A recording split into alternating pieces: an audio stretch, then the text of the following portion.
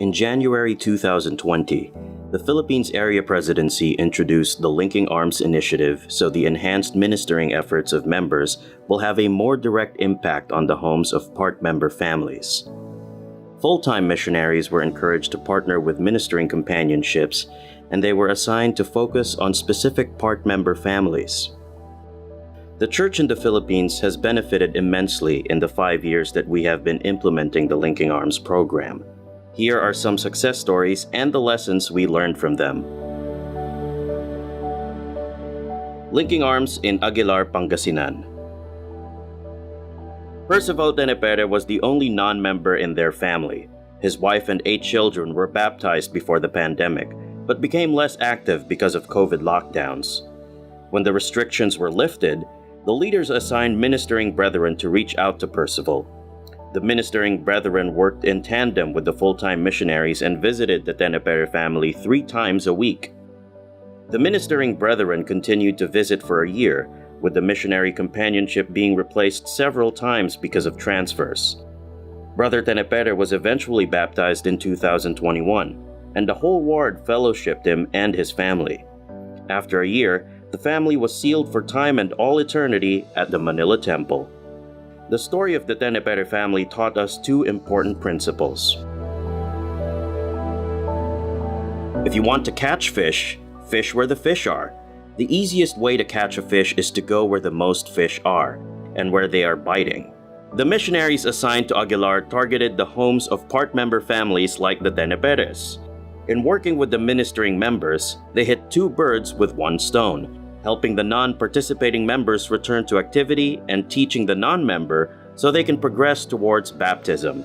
They knew that non-members found through linking arms efforts with ward leaders and other members are many times more likely to accept the gospel than those found through the finding efforts of the missionaries alone. In Preach My Gospel, chapter 13, we learn missionaries work with local leaders and members to find people to teach and lead them to the Savior. He will magnify your efforts to the degree that you work in unity with local leaders and members. Make working with them an important part of your goals and plans.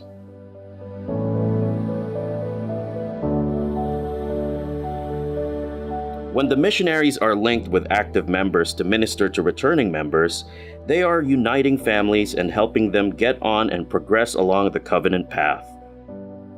President Nelson has taught, quote, "The supreme benefits of membership in the church can only be realized only through the exalting ordinances of the temple."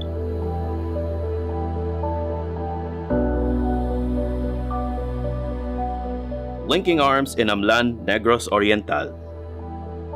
For several years now, the Amlan branch of Tanjay District has a very organized Linking Arms program. It is always discussed in regular branch council meetings, and the organization counselors and youth leaders always attend the coordination meeting with the mission leader and the missionaries. The Elders Quorum and Relief Society leaders prayerfully consider the needs of the part member families when they assign members who will minister to the less active and the non-members. The assignments are presented to the branch presidency, and once the matches are approved, they are linked with the missionaries. They use a missionary council tracking form to monitor the progress of part member families and determine steps to help them progress towards baptism. There are ministering companionships assigned, and they visit regularly with the missionaries. The missionaries do not just bring along any random members who are available at the time.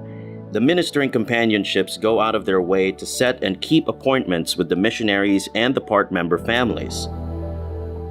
The leaders believe that linking arms, the synergy between the work of the missionaries and ministering efforts of the members, will help Amlan branch become a ward and Tanjay district become a stake. Almost all the branch baptisms are from linking arms, not finding. They simultaneously target baptisms and reactivations. Thus, majority of their baptisms are from linking arms and not from other finding efforts. The Amlan Linking Arms program exemplifies the following.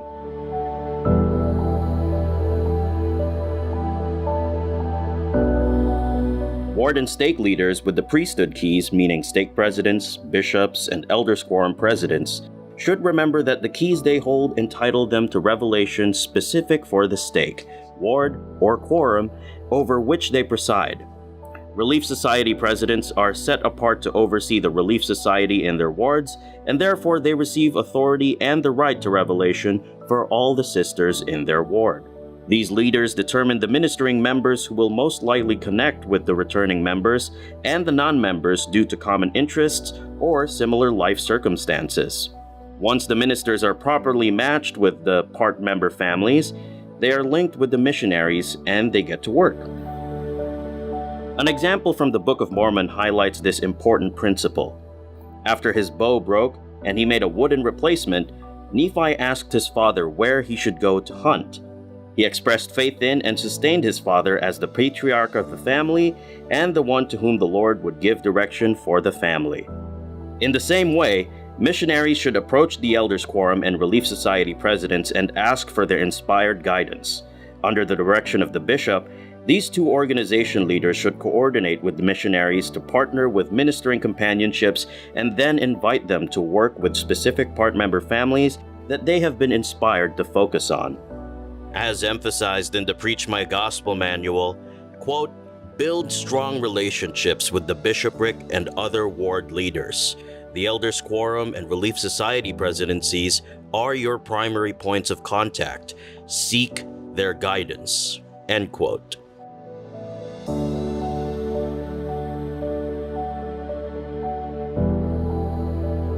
Much success will be achieved when ward or branch councils frequently discuss specific individuals mentioned by the missionaries and the mission leader when they have their regular ward council meetings. The ward or branch mission leader in return should hold a weekly coordination meeting to make specific plans as to how to help interested persons progress in their conversion. Amlan Branch President Jomar Cakayan summarized the importance of linking arms when he shared the following. Quote, linking arms is very useful because every time we have our meeting, we always talk about the things that leaders must do to really be involved in the progress of the part member families being taught by the missionaries. End quote.